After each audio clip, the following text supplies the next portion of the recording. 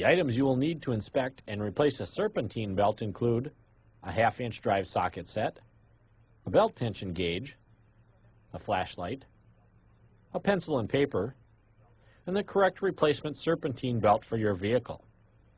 A service manual such as a Haynes will assist in the removal and installation of the belt. Many of today's vehicles use one or more multi-ribbed belts, called serpentine belts, to drive all the accessories on the vehicle. Because one belt drives all the accessories on many of these vehicles, it is very important to inspect the belt periodically. We recommend inspecting it at least twice a year.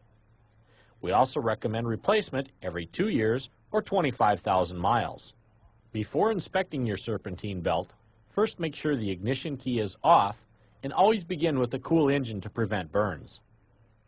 Locate the belt and using your fingers and a flashlight if necessary, check the smooth side of the belt for fraying, glazing, or oil contamination. If oil is present, the cause of the leak must be corrected to ensure proper operation of the new belt. Twist the belt and inspect the underside. Check the ribs in the underside of the belt for breaks, cracks, and missing chunks of rubber. Next, inspect the pulleys for nicks, cracks, distortion or corrosion, and replace as needed. To remove a serpentine belt, the first step is to note how the belt is routed on the vehicle. The new belt must be installed properly on the pulleys to prevent belt damage.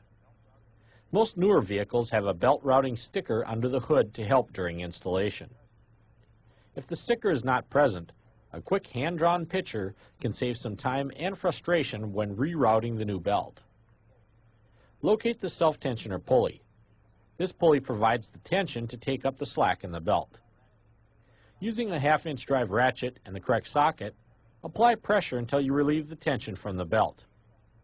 While the tension is relieved, carefully slide the belt off the self-tensioner and allow the tensioner to go back into place. Remove the belt from the remaining pulleys and remove it from the engine.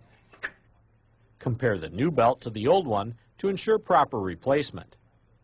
Be sure to compare for proper length, width, and number of grooves. To reinstall the new belt, follow the belt path routing sticker or your hand-drawn picture. Correctly route the belt over all of the pulleys. Be sure the grooves in the belt align with the grooves in the pulleys.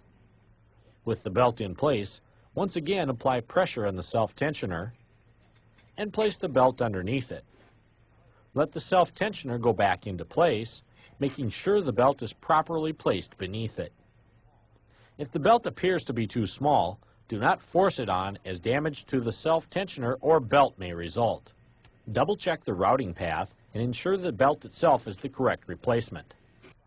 Using a belt tension gauge, check to ensure the belt is tightened to the proper specifications. A belt tension gauge, as shown, is inexpensive and will ensure correct belt tension for increased belt life. If the belt is not the proper tension, the self-tensioner may need to be adjusted or replaced. Refer to a service manual for further details. Start the engine and visually check the belt for correct operation. If any adjustments were made, drive the vehicle for 200 to 300 miles and recheck the tension. Lastly, place the used belt in the trunk or under the seat for use in case of a roadside emergency. Now let's briefly recap inspecting and replacing a serpentine belt. Visually inspect the smooth side of the belt for fraying, glazing, or oil contamination. Inspect the ribbed side for breaks, cracks, or missing chunks. Note how the belt is routed.